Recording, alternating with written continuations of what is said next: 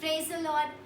और मैं परमेश्वर को धन्यवाद देती हूँ कि उसने मुझे ये मौका दिया है कि मैं आप सबके सामने आ सकूँ। रे ऑफ होप कलीसिया हमारे पासवान का धन्यवाद करती हूँ कि उन्होंने हमें मौका दिया। और सबसे महत्वपूर्ण हम परमेश्वर का धन्यवाद करें कि परमेश्वर ने इस मीडियम या इस माध्यम के द्वारा हमें ये अवसर दिया है कि हम एक दूसरे से बात कर सकें।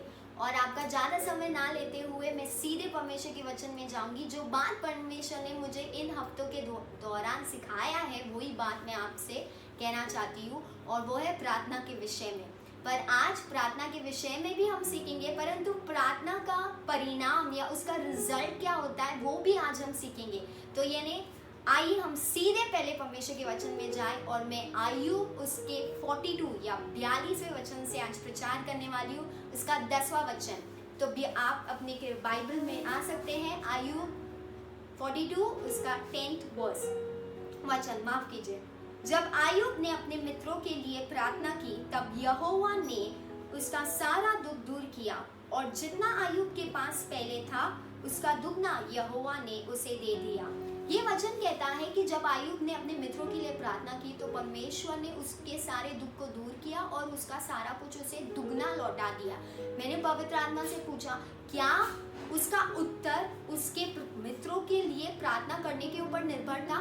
तब पवित्र आत्मा ने मुझसे कहा, नहीं, प्रार्थना का उत्तर तो परमेश्वर निश्चय ही हमें दे देगा, परंतु परमेश्वर उसको प्रार्थना के द्वारा एक चीज सिखाना चाहता था कि अगर तू माफी और दया में क्रियाशील होगा तो तू दुगने भागों को अपने प्रार्थना में प्राप्त करेगा। कई बार हम प्रार्थना तो करते हैं, परंतु प्रार्थना के दौरान परमेश्वर हमें क्या सिखाना चाहता है इस बात को हम नहीं समझ पाते हैं।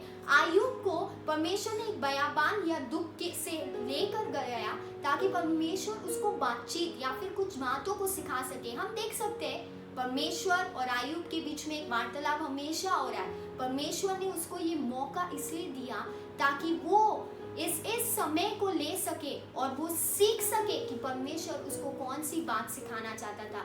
दूसरे शब्दों में परमेश्वर उसको सिखा रहा था कि किस तरीके वो स्वर्ग की बातों को पृथ्वी पे लेके आ सके।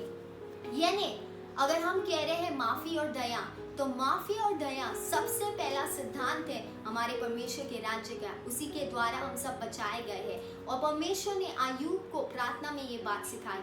आज परमेश्वर आपको क्या सिखाना चाहता है प्रार्थना में, वो आज आप ढूंढे। इस लॉकडाउन के समय को ले और आप ढूंढे कि परमेश्वर क्या सिखाना चाहता है। परंतु इसके पहले कि हम खत्म करें, मैं आपको इसके फायदे बताना चाहती हूँ या उसके रिजल्ट्स। जब हम प्रार्थना करते हैं तो उसका परिणाम स्वरूप हमारे जीवन में क्या होता है, इस बात को देख के हम खत्म करेंगे।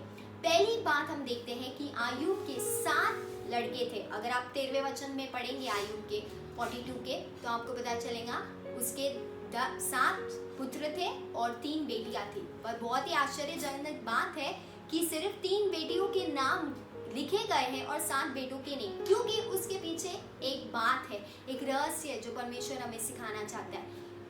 उस पहली बेटी का नाम जो था, अगर आप मेरे साथ 14वें वचन में आएंगे तो आप देखेंगे यमीमा था।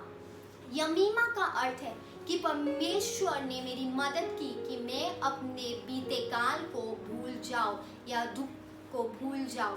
आपके साथ जो कुछ हुआ है, अगर आप प्रार्थना में समय बिताएंगे तो आप उन सारी बातों को भूलेंगे और सिर्फ परमेश्वर के आने वाली बातों को याद रखेंगे। दूसरी बेटी का नाम अगर हम देखें तो कसिया था। कसिया का अर्थ है एक सुगंध। जब हम प्रार्थना करते हैं तो उसका परिणाम ये होता है कि हम मसीह की सुगंध बन जाते हैं। परमेश्वर के लिए हम पूरे मसीह के सुगंध से भर जाते हैं। और तीसरी बेटी का नाम था कैरन हपूक। उसका अर्थ है कि उसका कैरन हपूक एक्चुअली वो होता है अभिषेक, आंखों का अभिषेक। ये नहीं, जब हम प्रार्थना करते हैं तो परमेश्वर हमारी आंखों को अभिषेक करता है ताकि हम आने वाली बातों को देख सके। और अगर आयुब ने अपनी बेटियों का नाम ये लिखा है कि वो इसीलिए क्योंकि आयुब ने जब अपना दुगना भाग प्राप्त किया तो वो अपने दुख को भूल गया। दूसरी बात, वो मसीह के सुगंध से भर गया। और तीसरी बात, परमेश्वर ने उसकी आंखों को अभिषेक किया था।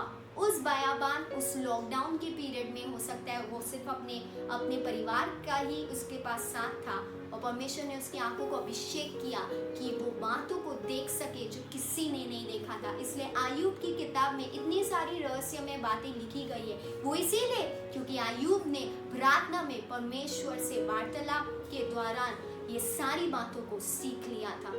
और मैं विश्वास करती हूँ कि जैसे आप प्रार्थना कर रहे हैं हमारे देश के लिए, मेरे लिए भी करना और हम सबके लिए, और मैं विश्वास करती हूँ कि परमेश्वर होने पाए कि आपको एक बहुत ही अच्छी दृष्टि दे दे कि आप आने वाली बातों को देख पाए, आप परमेश्वर की सुगंध बन जाए और होने पाए कि आप अपने दुखों को भूल के आने वाली बातों की ओर अपनी दृष्टि को लगाएं। परमेश्वर आप सबको आशीष दे, होने पाए कि आपका हफ्ता बहुत ही आशीषमय हो।